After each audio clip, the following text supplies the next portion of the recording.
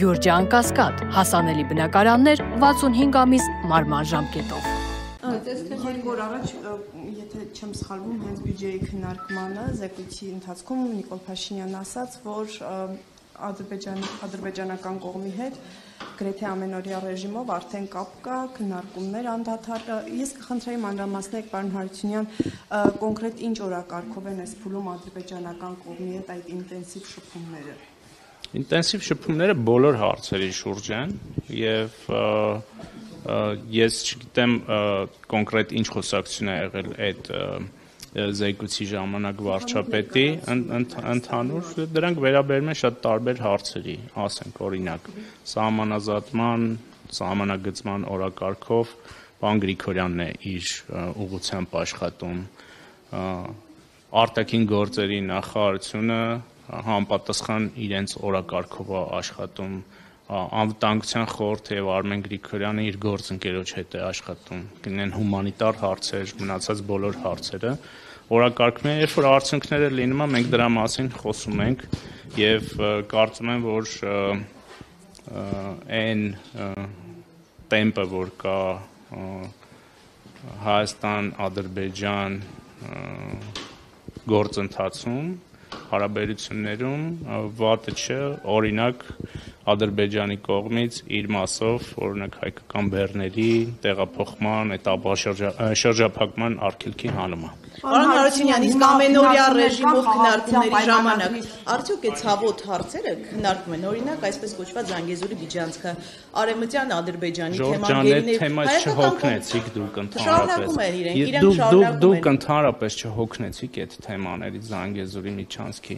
Եվ մենք ենք մեր կարծիքը ասել, եւ իրանք են իրենց կարծիքը ասել, կան ստորագրված փաստաթղթեր։ Այդ փաստաթղթերում շատ հստակ եզրույթներ, տեղանուններ, անվանումներ, ինչի է անընդհատ ավելորդ լարվածություն ստեղծում այդ բանը։ Okay, մենք չենք ստեղծում, Կան քննարկումներ այս պայմաններում, նախաստորագրվեց, բայց ստորագրման մասին կարծես թե դադար է այս պայմին։ Դե երկկողմ շփումներում այդ հարցը անընդհատ կա եւ պետք է փորձենք նաեւ ընդհանուր եզրեր գտնել, որպեսզի օր առաջ այդ փաստաթղթը ստորագրվի։ Պետությունների ղեկավարների միջև ուղիղ շփում կա թե ոչ։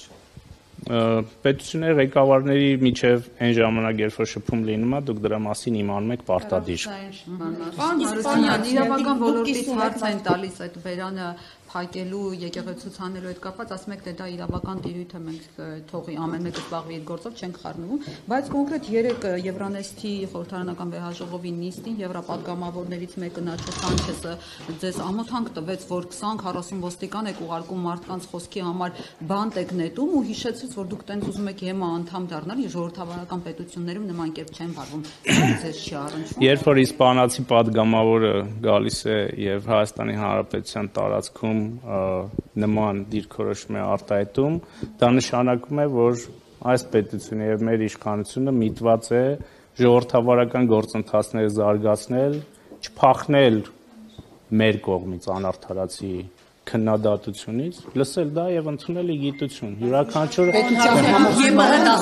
հարգելիս դա իսպանացի падգամավորը զգուշացնում է, okay։ Դուք ԵՊՀ դասախոս եք եղել, պարոն Հարությունյան, գնահատականների միջում բավականին ընդդիմադիր դասախոս եք եղել, ազատ արտահայտվել եք, բայց որևէ մի ՀՀԿ-ականի երեխա, օրինակ, ձեր ընդդիմադիր դասախոսությունները չնկարեց տալ ռեկտորին, որ ռեկտորն էլ օրինակ պարոն Հարությունյանին որոշում կայացներ աշխատանքից հեռացնել։ Ինչու է այսպիսի կատաղի պայքար մղում ազատ խոսքի։ Իմ ուսանողները լսարանում երբեք ընդդիմադիր ելույթներ չեն լսել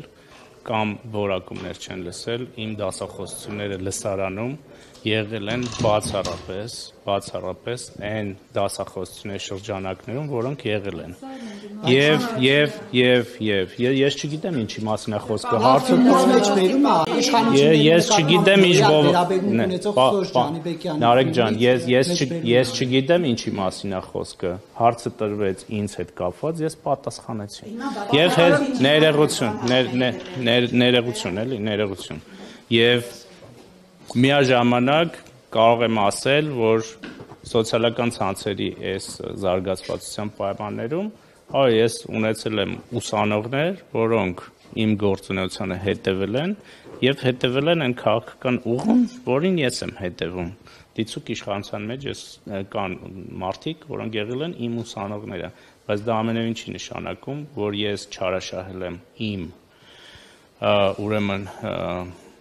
լիազորությունները որպես դասախոսի եւ պարտականությունները եւ նման գործունեություն եմ ծավալել, բայց ես ձեզ ասեմ, որ իմ ունեցած տեղեկություններով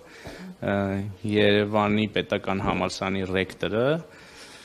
ապրիլի 22-ին 2018 թվականի որոշում է կայացրել ինձ հեռացնելու, բայց ապրիլի 23-ին հեղափոխության օրերն էր, ապրիլի 23-ին այդ հրամանը անհետացել է։ Մինչև էդ էլ եղել են փորձեր ճնշելու, սահմանափակելու, բայց ես կարծում եմ, որ նույն ԵՊՀ ղեկավարությունը շատ լուրջ մտահոգություններ է ունեցել, որ հնարավոր սահմանափակման դեպքում, ես փաստերի մասին եմ խոսում, եւ հնարավոր սահմանափակման դեպքում ես ասում եմ, ես ունեմ տեղեկություններ, ես չեմ ասում, այդ մարդը այդպիսի բան է արել, հարգելի գործընկերներ, եկեք մենք post-factum հայտարարություններ եք անում, ուզում եք արդարացնել այսօրվա հիմա ես ուրիշ բաների մասին եմ ասում, նաև, որ եղել են մինչև այդ սահմանափակման փորձեր, բայց այդ մարդիկ, այդ թվում նաև Արամ Սիմոնյանը հասկացել են, որ դա շատ ավելի վատ հետևանքներ կունենա Երևանի պետական համալսարանի համար, քան իմ սահմանափակումը։ Տեսեք, պետհամալսարանը պատճառաբանել է, որ դասախոսը ազատվել է աշխատանքից իր պահվածքի համար եւ արդեն բացահայտվել Ես քանի որ թեմային ծանոթ չեմ։ Եվ քանի որ շատ հաճախ լրագրողները հարց տալուց իրականությունը խեղաթյուրում են եւ փաստը չեն ներկայացնում այնպիսին, ինչպիսին կա, ես զերծ կմնամ մինչև թեմայի ուսումնասիրությունը այդ հարցին պատասխանեմ։ Ես պատասխանեցի ձեր հարցին։